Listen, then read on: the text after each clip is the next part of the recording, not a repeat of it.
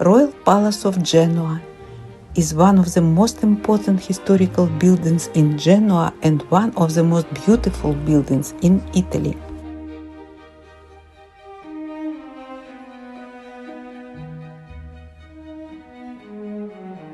Located in the historical center of Genoa, the palace was originally built by wealthy merchants, the Balbi family, in the middle of the 17th century. The palace had been the property of different families. In 1677, the Balbi family sold the building to Durazzo family, that enlarged it and occupied the palace until 1824. When it was bought by the House of Savoy and turned into a royal summer residence of King Carlo Felice of Savoy. From 1919, the palace belongs to the state.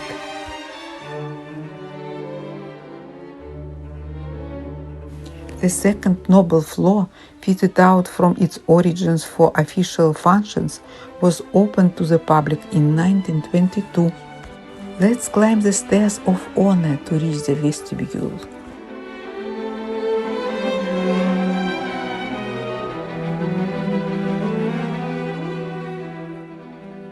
Our visit begins in the Hall of Battles, notable for its two important early 18th century paintings.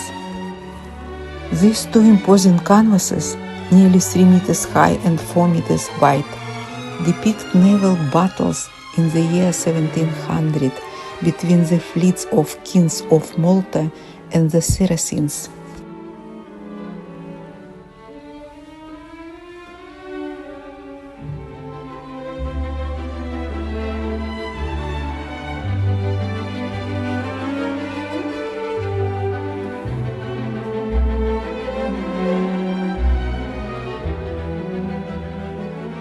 Next is the Room of Time.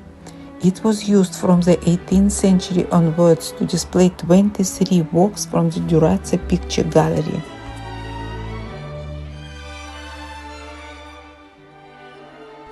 The fresco on the vault by Domenico Parodi represents the truth unveiled by time, in which time reveals truth while unmasking and defeating deceit. This small passageway is dominated by 3 works known as Sacred Erba, as they are painted with plant-based colors on silk fabric, which is an ancient technique.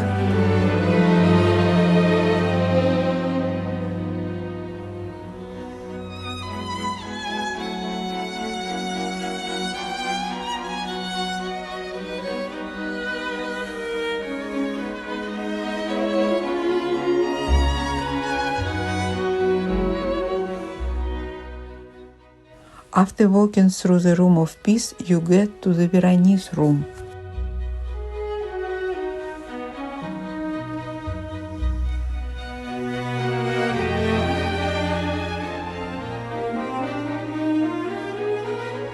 The monumental canvas that dominates an entire wall is a copy of the Feast in the House of the Pharisee, painted by David Cartet in the 17th century, from the original by Paolo Cagliari, known as Veronese.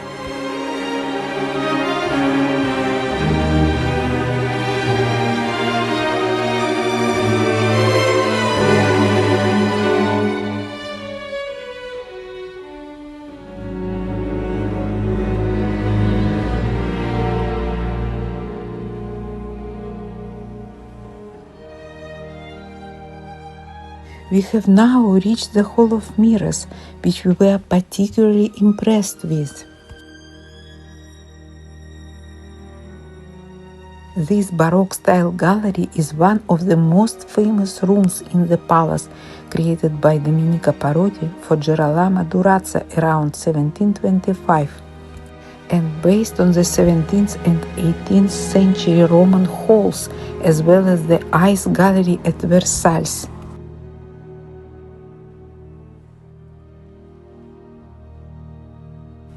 Hall of Mirrors is the most representative symbol of this site, where painting Sculpture and architecture come together to give life to a unique and timeless space.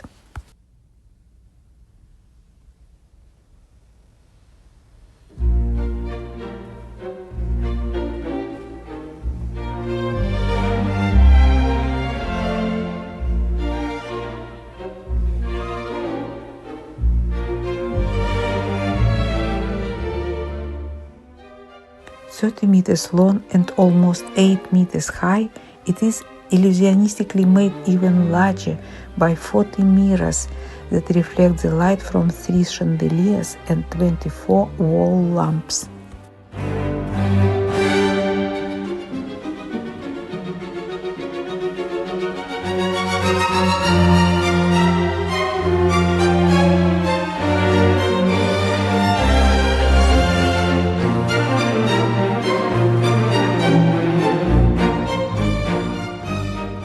It's obvious that the original purpose was to celebrate the wealth, power, and prestige of the Durazzo family, one of the most influential of the Genoese aristocracy.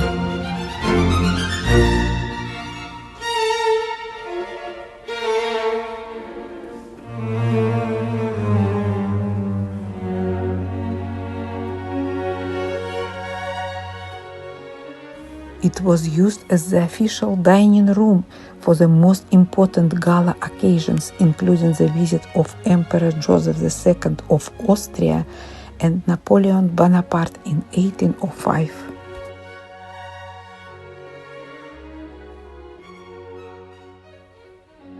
The next room is the Duke of Genoa's antechamber, the purpose of which was to separate formal space of the Gallery of Mirrors from the Duke's bedroom, as well as to receive private visitors. Please focus on the vault. The young maiden blowing her trumpet in the center of the ceiling, surrounded on the 4 sides by the allegories of the virtues.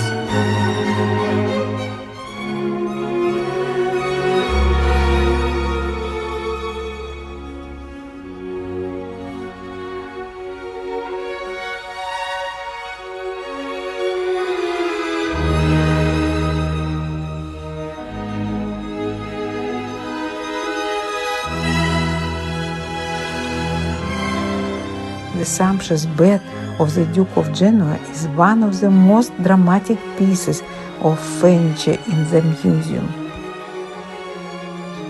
The canopy was originally supported by gilded wooden columns.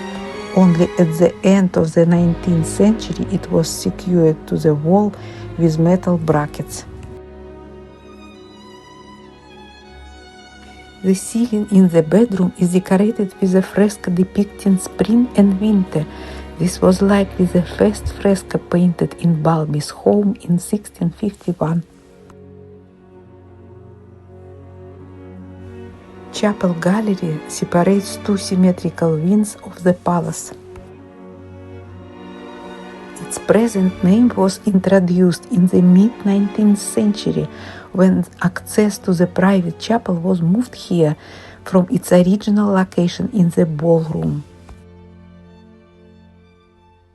It contains some of the oldest paintings and stucco work in the palace, particularly on the vault where Giovan Battista Carlone painted the fresco of Jupiter sends Asteria to Earth.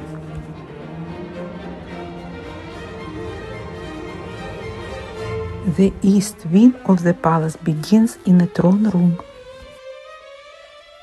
The throne and the room that hosts it played a vital role in every royal palace as one of the most powerful symbols of a monarchy, together with the crown and the scepter.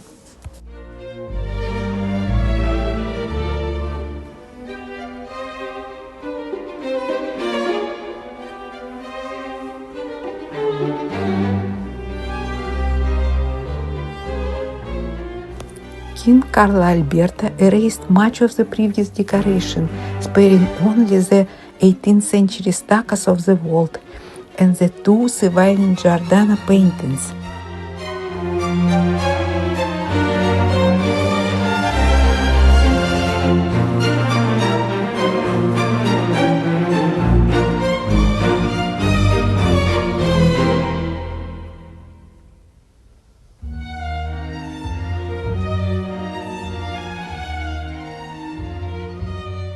Next room is the audience chamber where the king received members of the government and court, ambassadors and foreign ministers.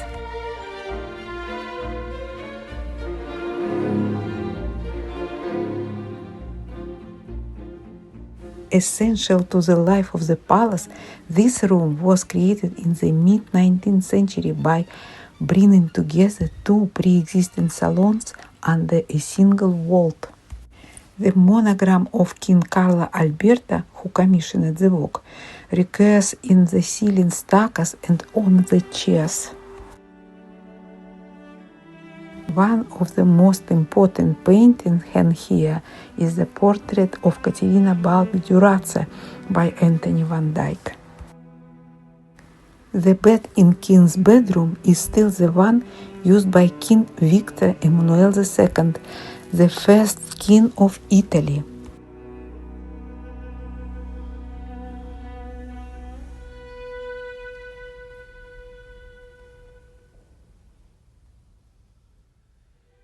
This passageway was once the king's bathroom, but after the Second World War it was turned into the portrait room.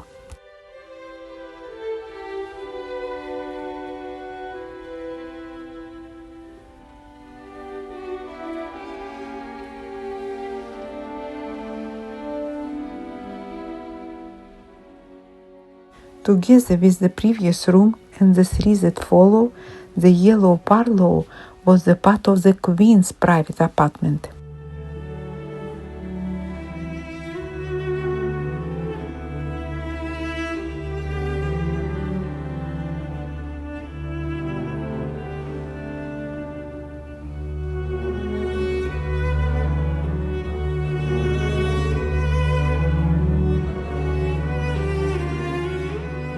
This room was reserved for visits and recorded in documents as the reception room.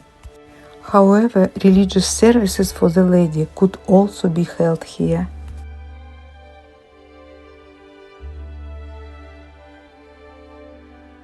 You can see the domestic chapel to the left of the fireplace.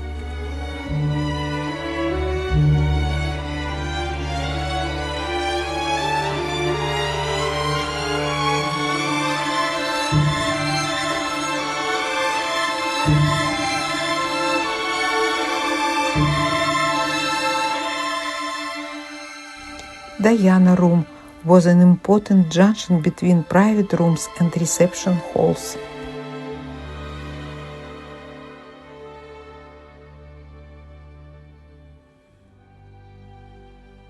One of the most important reception rooms in the palace, the tapestry room, is graced by the two imposing 17th century tapestries from the Gobelins manufactory.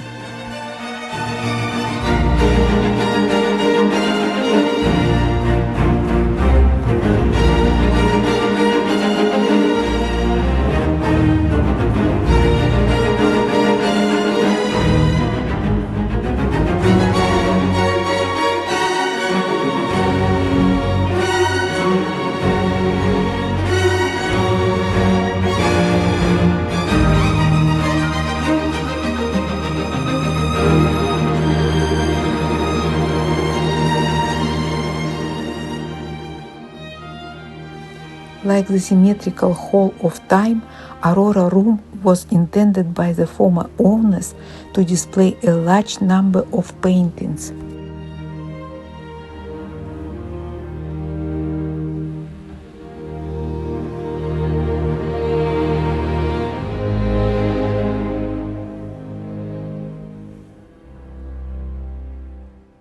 The fresco on the wall depicts the marriage of Zephyrus and Flora.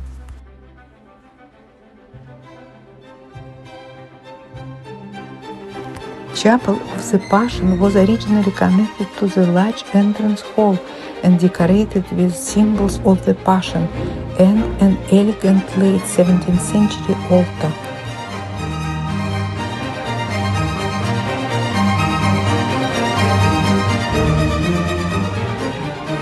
Allow at least 2 hours for a complete tour of the palace, and I'm sure you will enjoy it.